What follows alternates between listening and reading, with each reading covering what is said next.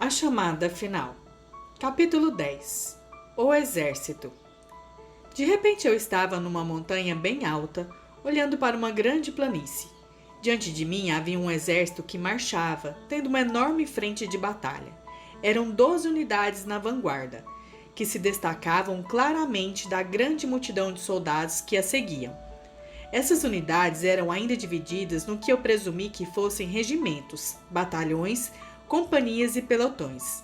As divisões distinguiam-se por suas bandeiras, e os regimentos podiam ser reconhecidos pelas diferentes cores do uniforme que vestiam. Batalhões, companhias e pelotões se distinguiam por terem diferentes faixas ou dragonas. Todos vestiam uma armadura toda polida em prata. Os escudos pareciam ser de ouro puro, e as armas eram tanto de prata como de ouro. As bandeiras eram enormes, com 10 a 12 metros de comprimento. Com o movimento dos soldados marchando, suas armaduras e armas faiscavam ao sol como relâmpagos, e o som produzido pelas bandeiras ao vento e pelo passo dos soldados era como um rufar de trovões. Acho que a Terra nunca presenciou nada igual a isso antes. Então, eu estava bem perto, de forma que dava para ver o rosto dos soldados. Eram homens e mulheres, velhos e jovens, de todas as raças. Eles tinham um semblante carregado, contudo, não pareciam estar tensos. Havia o indício de que haveria uma guerra, mas nas tropas eu podia ver uma profunda paz e compreendi que ninguém temia a batalha em direção à qual marchavam. A atmosfera espiritual que eu senti quando estava perto deles era tão imponente quanto a sua aparência. Olhei então para os seus uniformes. As cores eram brilhantes. Cada soldado portava também insígnias do seu posto e medalhas. Os generais e outros oficiais de posto elevado marchavam nas fileiras com os demais. Embora fosse óbvio que aqueles com postos mais elevados estivessem no comando, ninguém parecia estar demasiadamente suscetível ao posto que tinha. Do nível do posto mais elevado até o nível mais baixo, todos pareciam ser amigos íntimos. Era um exército que parecia ter uma disciplina sem precedentes. Contudo, também parecia ser apenas uma grande família. Analisando-os melhor, eles davam a impressão de não estarem voltados para si mesmos, não por falta de identidade, mas por estarem muito seguros de quem eles eram e do que estavam fazendo. Eles não se preocupavam consigo mesmos, nem estavam atrás de reconhecimentos. Não pude detectar nem ambição, nem orgulho em toda a tropa. Era impressionante ver que toda aquela multidão, que era sem igual, tinha contudo uma total harmonia e marchava num passo perfeito. Eu tinha certeza de que jamais houve na Terra um exército como esse. Então, fiquei atrás das unidades da linha de frente, olhando para um grupo muito maior que era composto de centenas de divisões. Cada uma delas era de um tamanho diferente, com as menores tendo cerca de 2.000 soldados e as maiores com centenas de milhares. Embora este grupo não fosse tão bem delineado e colorido como o primeiro, era também um exército imponente, simplesmente por causa do seu tamanho. Este grupo tinha também bandeiras, mas elas não eram nem de perto tão grandes e impressionantes como as do primeiro grupo. Todos tinham uniformes e o seu posto no exército, mas fiquei surpreso ao ver que muitos deles não tinham armadura completa e muitos não carregavam armas. As armaduras e as armas que eles possuíam não eram nem de perto polidas e brilhantes como as do primeiro grupo.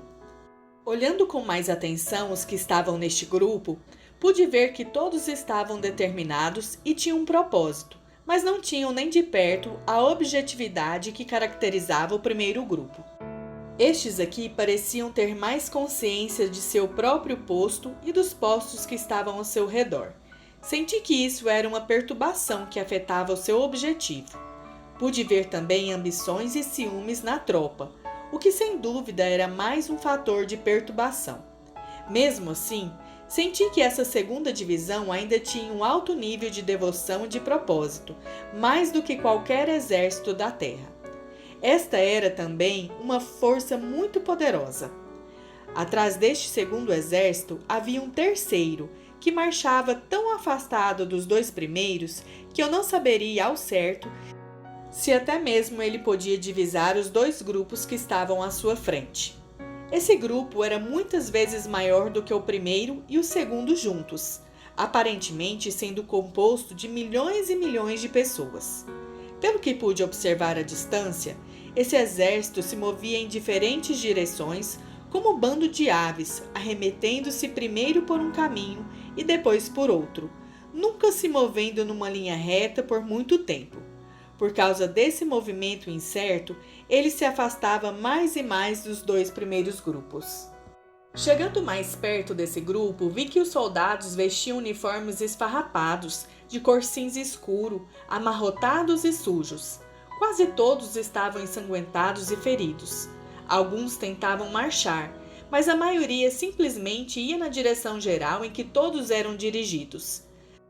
Lutas entre si constantemente irrompiam nas tropas, causando que muitos deles se ferissem. Alguns dos soldados procuravam manter-se perto das bandeiras esfiapadas que se espalhavam pelas tropas. Mesmo assim, nem mesmo os que estavam perto das bandeiras tinham uma clara identidade, porque constantemente eles mudavam de uma bandeira para outra. Nesse terceiro exército, notei com surpresa que havia apenas 2 postos, generais e soldados rasos. Apenas alguns tinham uma peça da armadura, e não vi arma alguma, exceto falsas armas que eram levadas pelos generais. Os generais ostentavam essas falsas armas como se possuí-las tornasse os oficiais especiais, mas até mesmo os que estavam nas tropas sabiam que as armas não eram reais. Isso era muito triste, porque era óbvio que toda a tropa desesperadamente queria encontrar alguém a quem realmente pudesse seguir. Parece que não havia ambição alguma, exceto entre os generais.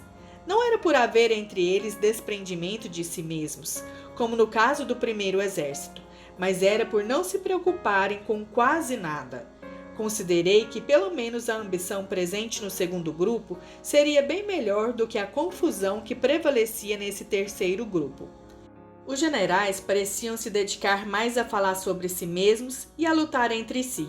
Do mesmo modo, os que ficavam em volta das bandeiras também não paravam de fazer.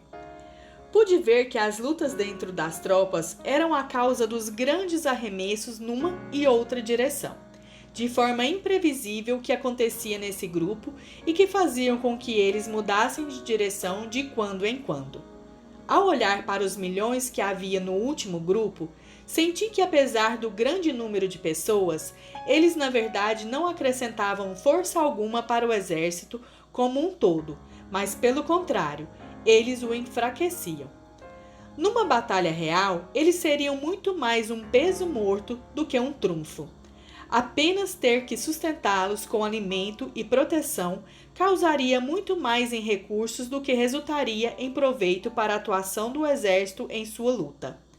Considerei que um soldado raso do primeiro ou do segundo grupo teria um valor muito maior do que muitos generais do terceiro.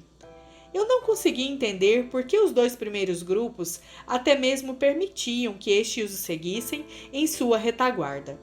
Era evidente que eles não eram verdadeiros soldados.